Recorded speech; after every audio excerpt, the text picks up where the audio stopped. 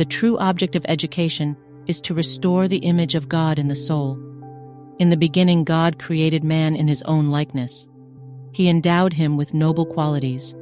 His mind was well balanced, and all the powers of his being were harmonious. But the fall and its effects have perverted these gifts. Sin has marred and well nigh obliterated the image of God in man. It was to restore this that the plan of salvation was devised, and a life of probation was granted to man. To bring him back to the perfection in which he was first created is the great object of life, the object that underlies every other. Patriarchs and Prophets, page 595, paragraph 2. Oke, jadi kita akan belajar tentang fungsi daripada kehidupan kita di dunia ini. Dan kita bisa hidup di dunia ini karena Tuhan Yesus di saat Adam dan Hawa berdosa langsung memikul upah dosa manusia, sehingga manusia, Adam dan Hawa dan keturunannya bisa hidup, dan kehidupan itu adalah kehidupan kesempatan atau probation untuk tidak salah pilih lagi sebagaimana Adam dan Hawa salah pilih. Jadi kalau Adam dan Hawa mati gara-gara mereka berdosa, dan dosa itu ialah makan buah yang dilarang, dan untuk melakukan sesuatu yang berlawanan dengan perintah atau hukum Tuhan, kita tahu upahnya adalah kematian. Dan kalau mereka mati, nggak ada kita di dunia ini, nggak ada probation. Jadi kita di dunia ini hidup itu karena diberikan kesempatan lagi, karena kematian kita sudah digantikan oleh Tuhan Yesus punya kematian, sehingga kita sekarang bisa hidup. Dan kehidupan kita ini adalah kehidupan untuk menurut firman Tuhan, karena Adam dan Hawa melanggar dan seharusnya mati. Dan ini adalah Roh Nubuat katakan ini second probation atau another probation atau another chance, kesempatan lagi. Dan nggak ada kesempatan lagi setelah ini. Jadi tujuan yang kita harus mengerti bahwa kita sejak lahir fungsinya ialah untuk menurut firman Tuhan, dan perlu saya tambahkan apapun konsekuensinya. Karena tujuannya ialah untuk menurut. Karena kehidupan ini diberikan untuk kita menurut, di mana Adam dan Hawa melanggar. Cuma itu sebabnya. Dan bukan hanya untuk menurut, Tuhan pun memberikan kemampuan, di mana Tuhan Yesus datang ke dunia ini dan menunjukkan dan menghidupkan kehidupan dalam kemanusiaannya sinful flesh, Roma 8 ayat 3, dan membuktikan bahwa manusia di saat bergantung kepada Bapa, dan kita melalui Tuhan Yesus bergantung kepada Bapa, bisa mengungkapkan kehidupan Kristus dengan sempurna, sebagaimana Kristus dengan sempurna hidup untuk menurut firman hukum Bapanya di dunia ini. Dan itu fungsinya. Nggak ada fungsi yang lain yang lebih penting daripada itu. Tidak ada. Apapun yang terjadi dalam kehidupan saya, nggak ada yang lebih penting dari itu. Karena kalau ada yang lebih penting dari itu, artinya kehidupan kekal yang diberikan kepada orang yang menurut dalam kehidupan probation ini nggak penting lagi, sementara semua orang ujung-ujungnya mati. Jadi apa yang lebih penting di dunia ini kalau ujung-ujungnya kita mati, lalu kehilangan kehidupan kekal hanya karena saya salah pilih. Oke? Jadi di saat kita lahir di dunia ini, kita masuk probation.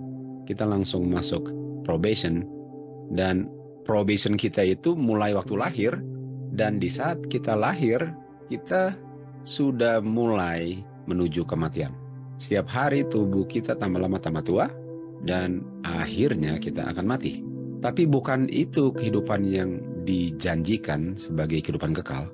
Tuhan Yesus mati untuk kematian upah dosa manusia, bukan supaya kita bisa hidup hanya untuk mati.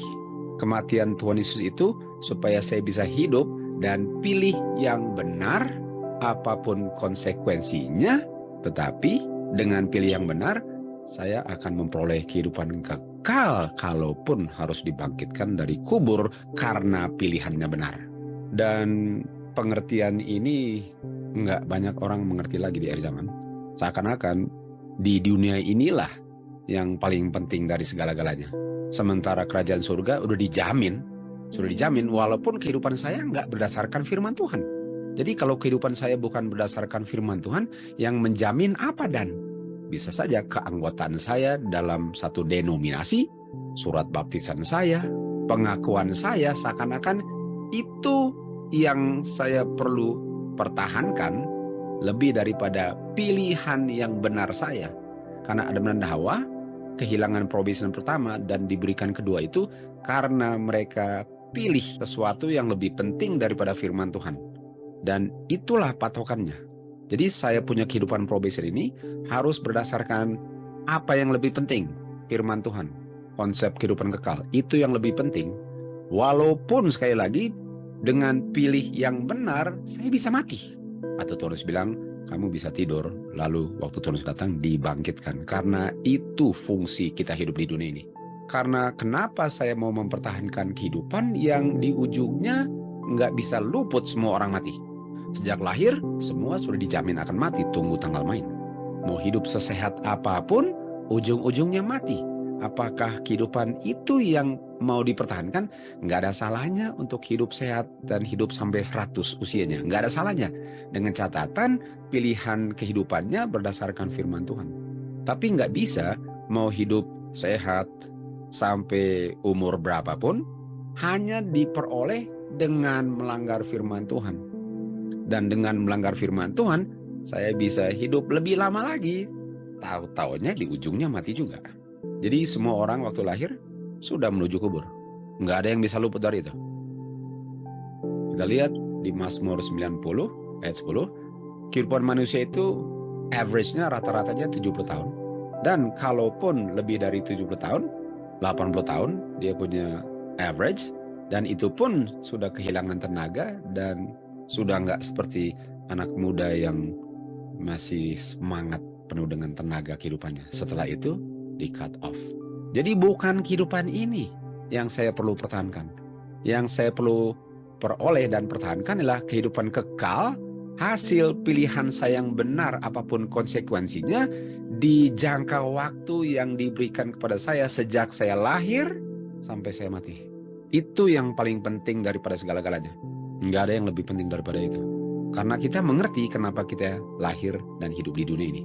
Alkitab sangat jelas untuk menjelaskan hal ini, sehingga kita nggak perlu bingung dan memilih hal-hal yang nggak terpenting, seakan-akan kehidupan kekal sudah dijamin, walaupun hidupnya nggak berdasarkan firman Tuhan. Itulah tipuan namanya. Di Ibrani 9 ayat 27 dikatakan, di saat orang itu mati umur berapapun, di saat probationnya berakhir, di saat pilihannya sudah tidak ada lagi, mudah-mudahan pilihannya nggak salah ya dalam kehidupannya, karena semua orang akan mati. Dan di saat dia punya probation berakhir, dia mati, sekarang dia punya catatan kehidupan, hasil pilihannya akan diperhadapkan di hari penghakiman untuk menentukan apakah pilihannya, kehidupannya sesuai dengan firman Tuhan, atau kehidupannya bertentangan dengan firman Tuhan, walaupun keinginannya untuk masuk kerajaan surga. Bukan keinginan saya yang menyebabkan saya masuk kerajaan surga, pilihan saya itu yang menentukan, kehidupan saya itu yang menentukan. Bukan karena pengen masuk surga saya masuk surga. Karena setan pun mau kembali ke surga, dan kita tahu dia nggak akan kembali. Pilihan apapun konsekuensinya, kemelaratan pun konsekuensinya, dipecat dari pekerjaan pun konsekuensinya, kematian pun konsekuensinya. Kalau pilihannya benar, konsekuensi itu urusan Tuhan, bukan urusan saya. Kalau orang itu mengerti fungsi kehidupan ini dan hidup untuk memuliakan Tuhan, bukan hanya untuk menyenangkan, dia punya rencana pribadi, walaupun semua itu akan menjadi debu. Dan di saat orang mati mulai dihakimi, dia akan dihakimi semua perbuatan-perbuatan yang tercatat di buku. Kita tahu malaikat mencatat semua perbuatan kita sesuai dengan kita punya pilihan. Artinya waktu saya pilih, mau pilih yang benar atau salah, itu akan diungkapkan dengan apa yang saya lakukan. Kita tahu di Matius 6 ayat 33 dikatakan, carilah dahulu kerajaan surga. Dan kalau yang saya cari adalah bukan kerajaan surga, tetapi all these things, itu makanan, minuman, pakaian, tempat tinggal, semua kenyamanan hidup, dan itu yang lebih penting daripada firman Tuhan, Dan itu artinya semua itu lebih penting daripada apa yang ditulis dalam firman Tuhan. Dan kalau saya jarang baca, saya pikir saya cinta Tuhan. Padahal pilihan saya bertentangan dengan Alkitab yang saya kurang baca. Sehingga saya membenarkan saya punya pilihan karena saya nggak ada patokan kebenarannya. Kalau Alkitab saya baca pun tidak, dan kalau baca pun tidak mengerti. Karena kurang belajar. Umat Tuhan dibinasakan karena mereka tidak berpengetahuan. Dan oleh sebab itu, mereka salah pilih. Jadi semua pilihan mereka yang diungkapkan dalam perbuatan mereka akan dibuka di hari penghakiman untuk menentukan apakah mereka hidup sesuai dengan firman Tuhan atau sesuai dengan keinginan daging mereka, walaupun mengaku sebagai pengikut Tuhan. Matius 7:21 katakan, tidak semua orang yang bilang Tuhan, Tuhan akan masuk kerajaan surga, tapi dia melakukan kehendak Bapakku di surga, dialah yang masuk kerajaan surga. Di Pengkhotbah 12 ayat 14 dikatakan, Bapa akan membawa semua pekerjaan hasil pilihan saya di hari penghakiman, dan itu termasuk hal-hal rahasia yang hanya ada dalam pikiran saya. Apakah itu baik atau tidak baik, itu semua dibukakan di hari penghakiman untuk menentukan apakah dia menggunakan dia punya kehidupan probation untuk menurut firman Tuhan atau tidak. Semua orang mau percaya atau enggak, ini kenyataannya. Karena semua orang yang lahir bisa hidup karena Tuhan Yesus mati di kayu salib. Mau percaya Tuhan atau enggak, mengaku percaya Tuhan atau enggak, semua orang yang lahir bertanggung jawab karena diberikan kesempatan oleh kematian Tuhan Yesus untuk bisa pilih kembali di mana Adam dan Hawa salah pilih. Dan kalau saya gagal, saya akan kembali ke debu selama-lamanya. Tapi kalau pilihan saya sesuai dengan firman Tuhan, dan saya benar-benar pelajari firman Tuhan, dan saya pilih untuk hidupkan itu kehidupan kekal. Siapapun yang pernah lahir di dunia ini tidak luput daripada hal ini. Kita baca di Signs of the Times, Desember 29, kita semua akan menghadapi catatan kehidupan kita yang tidak salah tercatatnya di buku di surga. Kita semua sedang hidup di kesempatan kedua, di probation. Dan kita semua sedang diuji. Tuhan berikan kehidupan ini untuk diberikan kesempatan lagi untuk pilih Tuhan dalam kehidupannya, dalam segala aspek kehidupan, atau enggak, walaupun mengaku pengikutnya. Tuhan sedang menguji setiap manusia untuk melihat apakah karakter hasil pilihan kehidupannya itu dibentuk di dalam kehidupan ini sesuai dengan perintah firman Tuhan atau sesuai dengan apa yang dia mau buat, walaupun enggak berdasarkan firman Tuhan. Semua itu akan dilihat di hari penghakiman. Bagaimana kamu menggunakan kehidupan kamu di dunia ini, bagaimana kamu punya keputusan, apa yang kamu mau senangi, semua itu dicatat dan akan dihadapkan di hari penghakiman, dan itu nggak bisa dirubah lagi untuk selama-lamanya. Apakah kehidupan di dunia ini saya gunakan untuk pilih yang benar, karena pilihan itu yang saya pilih akan terbentuklah karakter sesuai dengan firman yang saya pilih, atau lawannya daripada itu. Karena kita tahu yang kita bawa ke surga hanyalah karakter kita. Kita punya tubuh akan dirubahkan, yang mortal menjadi immortal, yang corrupt menjadi incorruptible, tapi karakter yang dibentuk itulah yang utuh masuk kerajaan surga. Dan karakter itu dibentuk berdasarkan saya punya pilihan dari segala aspek kehidupan saya, tidak ada yang dikecualikan. Kalau karakter kita disetujui Tuhan, kita punya karakter itu harus pantulan daripada karakter sempurnanya Kristus yang adalah karakter Bapaknya. Artinya kehidupan saya itu harus saya sesuaikan dengan kehidupan Kristus, dan kehidupan Kristus itu adalah semua pilihan firman yang Kristus ucapkan itulah patokan kehidupan saya, sehingga saya pun melalui rohnya dirubahkan sesuai dengan karakternya, karena saya pilih apa yang benar, dan Roh Kudus itulah yang menghasilkan karakternya dalam saya dengan pilihan saya. Tetapi kalau kehidupan saya tidak disesuaikan dengan firman Tuhan yang mengungkapkan kehidupan Kristus, tentu saja di hari penghakiman saya adalah seperti orang yang datang ke pernikahan tanpa jubah pernikahan dan diusir keluar untuk selama-lamanya. Dan prinsip-prinsip firman Tuhan itulah yang membentuk kehidupan saya, yang membentuk karakter saya sesuai dengan pilihan saya. Apakah yang saya pilih benar atau tidak akan kelihatan dari karakter yang dibentuk sesuai dengan pilihan saya. Bapa di surga sudah memberikan pekabaran amaran akan dekatnya hari penghakiman. Dan untuk orang yang hidup, kita tahu penghakiman itu mulai dengan umat Tuhan yang mengaku sebagai umat Tuhan. Dan di saat penghakiman berakhir, semua orang punya masa depan, binasa atau kekal hidupnya, sudah ditentukan, tutup pintu. Tutup pintu. Dan gak ada orang di dunia ini yang tahu kapan terjadinya. Walaupun Tuhan Yesus waktu ditanyakan oleh murid-muridnya di Matius 24, dia bilang tanda-tanda akhir zaman yang menunjukkan bahwa pintu tutup sudah dekat. Dan tandanya kita sudah lihat.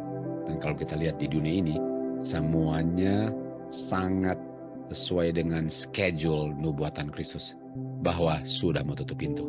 Dan di saat tutup pintu, nggak ada lagi kesempatan untuk merubah apa-apa. Karena sudah tutup pintu. Kesempatan yang saya terima dari Kristus karena dia mati untuk sebisa hidup dan menerima kesempatan ini, kalau saya gunakannya bukan untuk menyelidiki firman Tuhan dan mengetahuinya sendiri, tetapi hanya dengar-dengar apa orang yang bilang, lalu saya sesuaikan benar atau salah dengan saya suka atau enggak apa yang dibilang, bukan itu yang akan tembus di hari penghakiman.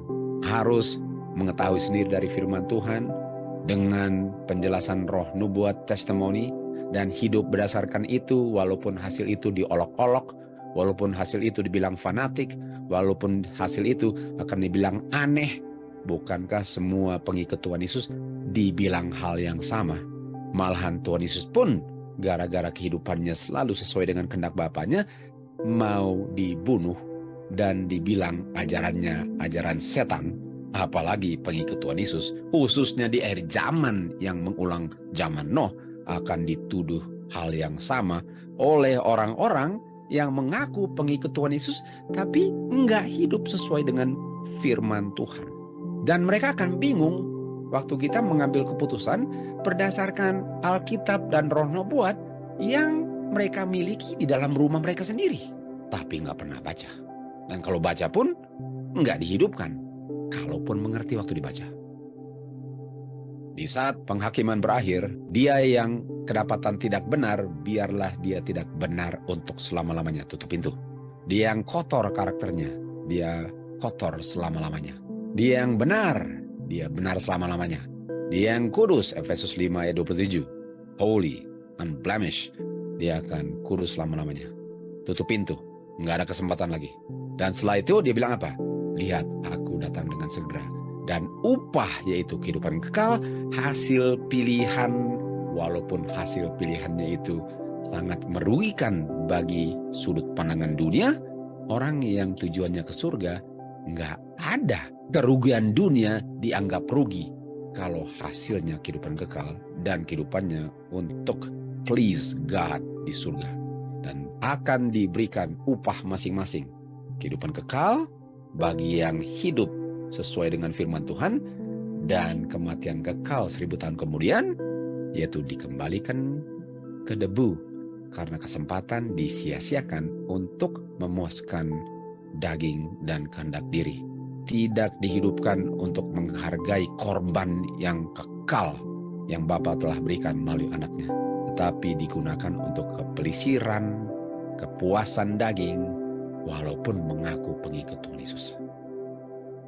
Di Ulangan 30 ayat 19 dikatakan, Tuhan telah menempatkan di hadapan saya dua pilihan, kehidupan atau kematian, berkat atau kutukan. Dan dibilang apa? Oleh sebab itu, pilihlah kehidupan kekal. Dan untuk pilih kehidupan kekal, kamu harus hidupkan kebenaran firman Tuhan dalam kehidupan kamu. Itulah pilih. Sekali lagi, untuk bilang pilih gampang. Tapi kalau gara-gara pilih, akan dibilang sesat, akan dibilang aneh, akan diolok-olok oleh orang yang nggak tahu Alkitab, tetapi mengaku mengerti Alkitab. Itu nggak segampang lagi.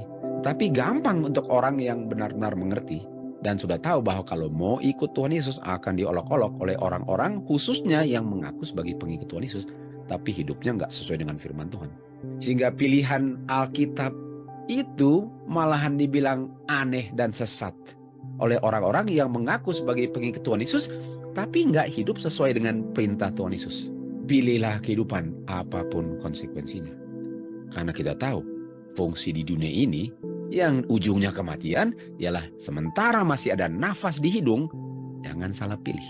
Karena bisa saja kamu punya pilihan itu adalah pilihan terakhir kamu, karena nggak ada yang jamin bahwa kamu masih hidup besok.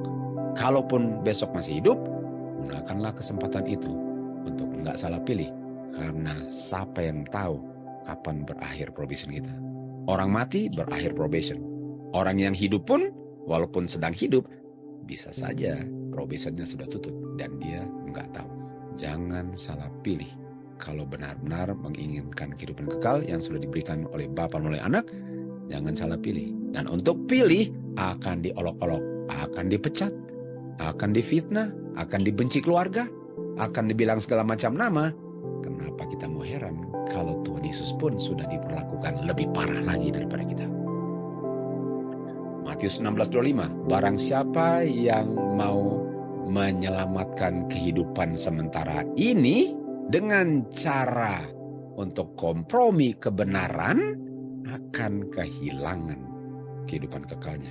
Dan barang siapa yang siap untuk kehilangan, disingkatkan kehidupan sementaranya oleh karena pilihan yang benar sehingga dia siap untuk mati untuk kebenaran, akan menemukan kehidupan kekalnya. Banyak orang nggak ngerti ini. Karena seakan-akan kalau kita pilih berdasarkan firman Tuhan, itulah yang dibilang aneh.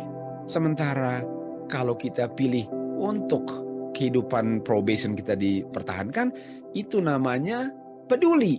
Padahal peduli itu harus didefinisikan berdasarkan kebenaran. Peduli itu berdasarkan kehidupan kekal, memuliakan Tuhan, atau memuaskan diri sendiri tanpa memikirkan kehidupan kekal dan kematian Tuhan Yesus yang membuat saya bisa hidup dan pilih yang benar.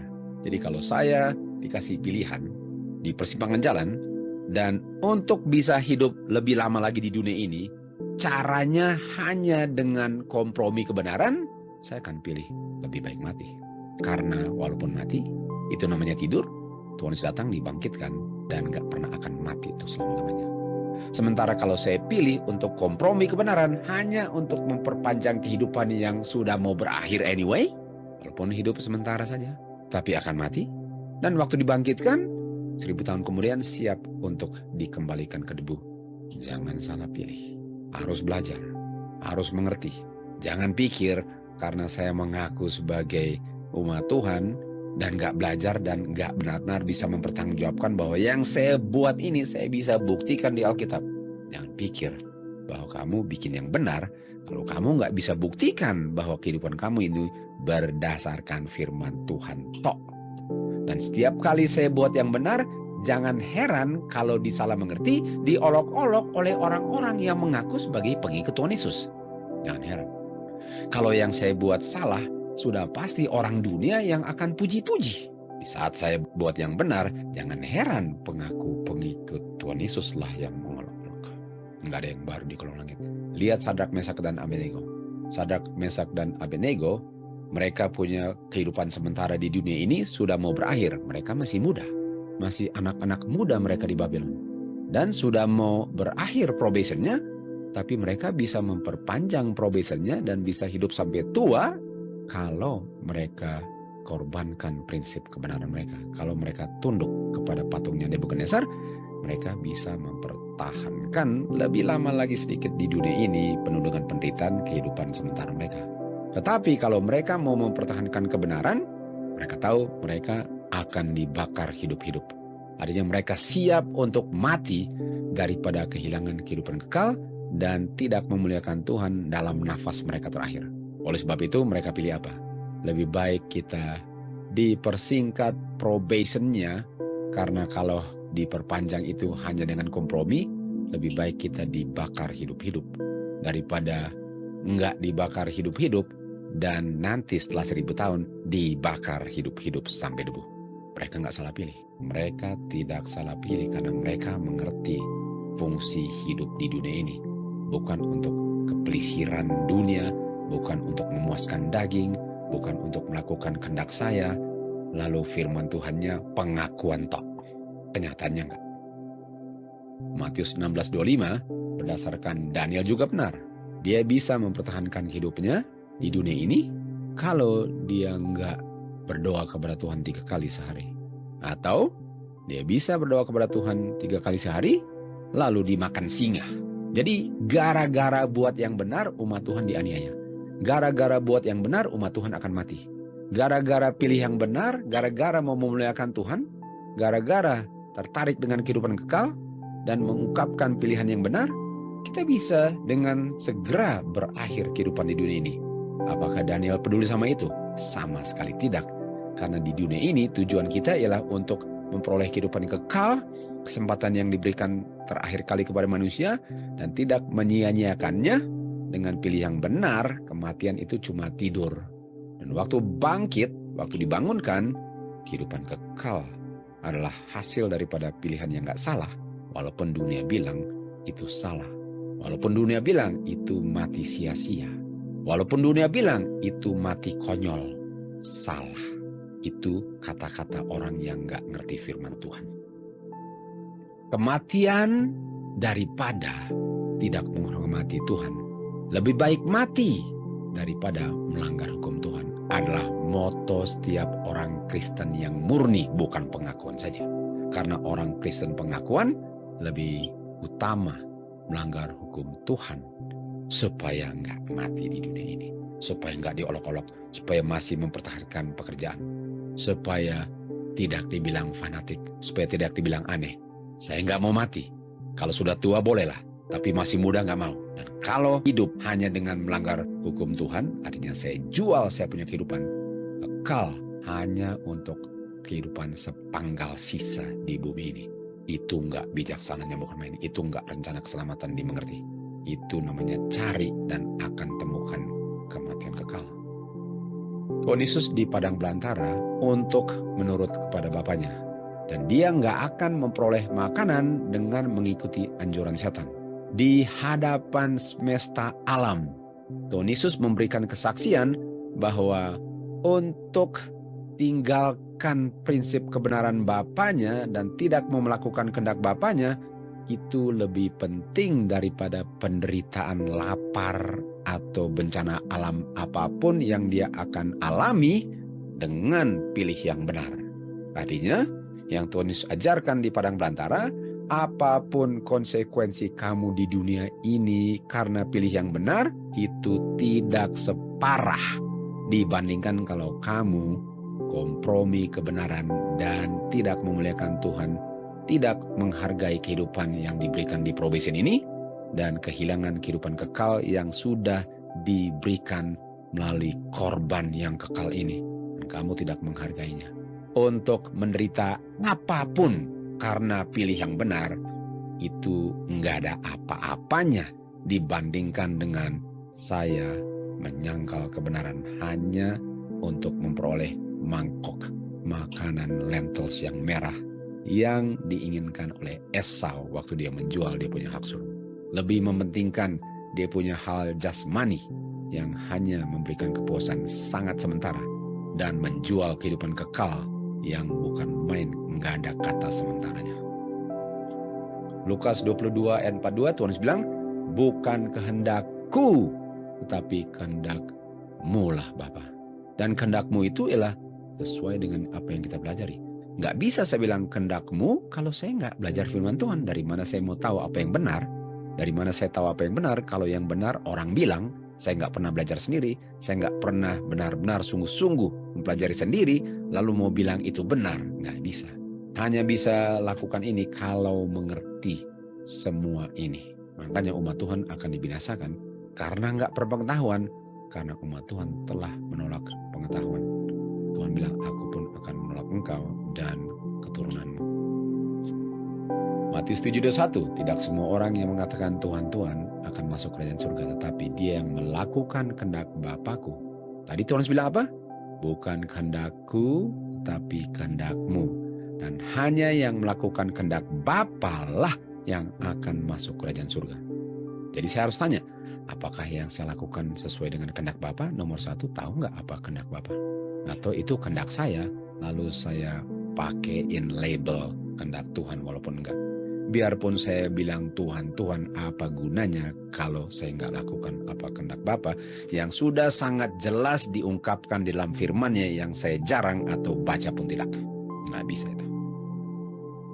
Banyak orang akan hilang sementara mereka mengharapkan dan menginginkan untuk menjadi pengikut Tuhan Yesus. Apa gunanya mengharapkan dan menginginkan kalau nggak pernah menjadi kenyataan? Mereka tidak mau menyerahkan mereka punya kehendak kepada Tuhan. Kenapa? Karena kalau saya serahkan kehendak saya, artinya nggak bisa bikin ini lagi. Artinya nggak bisa bikin itu lagi. Artinya nggak bisa ini, nggak bisa itu. Nggak fun. Dan karena mau melakukan kehendak diri sendiri dan nggak mau selamat, saya pikir yang saya lakukan pekerjaan Tuhan. Sementara kehendak Tuhan saya nggak melakukan, bisa saja itu saya punya kehendak. Dan kalau saya nggak tahu bisa buktikan semua tindak tanduk saya berdasarkan prinsip firman Tuhan di Alkitab dan dijelaskan sangat jelas di testimoni Roh Nubuat, dari mana saya tahu itu kehendak Tuhan? Kalau saya sendiri nggak tahu apa itu kehendak Tuhan. Sementara saya mengharapkan dan ingin untuk masuk kerajaan surga dan nggak akan masuk karena saya nggak melakukan kehendak Bapa. Karena yang saya lakukan itu saya punya kehendak dan keinginan saya masuk kerajaan surga itu berdasarkan saya pengen masuk surga, bukan saya melakukan kehendak Bapa. Karena mereka tidak sekarang pilih untuk melakukan kehendak Bapa dan mengizinkan Bapa lah yang untuk bekerja untuk mengungkapkan kehendaknya dalam kehidupannya. Banyak orang akan hilang, bukan karena mereka mau hilang, karena di dalam dunia ini mereka nggak melakukan kehendak Bapa. Di dalam probation yang diberikan, yang sudah dibeli kehidupan ini oleh kematian Tuhan Yesus, tapi tidak digunakan untuk menurut di mana Adam dan Hawa melanggar, tapi mereka melakukan hal-hal yang menyenangkan daging, keinginan pribadi, tapi mengaku sebagai pengikut Tuhan Yesus. Mereka akan hilang. Kalau kita tidak tertarik sekarang untuk merenungkan hal-hal surgawi, pikirkan baik-baik. Kalau sekarang saya tidak tertarik untuk cari mengetahui pengetahuan tentang God, kalau saya tidak tertarik untuk memandang karakter Kristus, kalau saya tidak tertarik akan hal-hal kekudusan surgawi, nggak tertarik, sama sekali tidak tertarik. Orang yang tertarik itu dia siap belajar berjam-jam saking menariknya hal-hal surgawi. Jadi ini bukan cuma baca renungan pagi, lalu habis itu hidup sesuai dengan kehendak diri. No, kehidupan kita itu didikte firman Tuhan. Siapapun mau olok dan bilang aneh dan fanatik. Karena kita tahu yang kita kejar adalah kesempatan yang diberikan dan gak mau disia-siakan. Untuk jangan salah pilih. Karena kehidupan kekal kita sangat berharga. Buktinya Bapa berikan anaknya untuk bayar kita punya hutang. Dan nilai manusia ialah nilai anaknya yang membayar kita. Begitu berharganya sehingga kehilangan dunia dan segala isinya nothing dibandingkan dengan kehidupan kekal yang sudah dipersiapkan melalui kematian anak Bapa yang dikasih Bapa. Dan kalau hal-hal surgawi nggak tertarik, saya nggak mau spend time, saya lebih spend time dengan keinginan saya, nggak pernah mau tertarik akan hal itu, dan malahan mengolok-olok orang yang belajar firman Tuhan semua itu. Dan saya bisa pastikan, nggak usah ragu, saya bisa pastikan. Apa yang saya bisa pastikan kalau hal-hal surgawi tidak pernah menjadi hal-hal yang menarik bagi otak saya. Saya bisa pastikan bahwa pengharapan saya untuk masuk surga sia-sia. Artinya, kalau hal-hal surgawi, firman Tuhan bukan menjadi satu keinginan yang terbesar daripada segala-galanya. Sehingga saya rela tinggalkan semuanya. Saya rela untuk tinggalkan hal-hal yang saya cintai sebelum saya mengenal firman Tuhan. Sehingga saya rela dibilang fanatik. Saya rela dibilang aneh. Saya rela diolok-olok oleh orang yang mengaku pengikut Tuhan Yesus. Pusing amat. Saya tahu apa yang saya sedang lakukan dalam probation ini dan saya tidak mau sia-siakannya. sehingga kehidupan kekal saya, pengharapan surga itu tidak sia-sia. Walaupun orang dunia bilang saya sia-sia. Yang paling penting, waktu Tuhan Yesus datang, kalau mati, apakah dibangkitkan? Dan kalau hidup pun, apakah diangkat ke awan-awan? Bukan apa yang orang bilang, apa yang orang olok, pusing amat apa orang mau bilang. Saya punya kehidupan itu, saya punya pilihan. Dan pilihan saya ialah untuk melakukan kehendak Bapa dengan kuasa kemampuan yang Bapa berikan bagi yang mau menurut akan segala perintahnya. Semua orang akan mengakhiri probationnya, antara masih hidup atau dengan kematian. Yang paling penting bukan kehidupan probation. Yang lebih penting daripada kehidupan probation ialah pilihan saya di probation ini. Anggaplah setiap pilihan saya adalah pilihan terakhir saya. Dan apakah pilihan saya itu mengungkapkan cinta saya akan kebenaran Tuhan atau memenuhi semua kebutuhan daging saya? Choose you this day whom you will serve.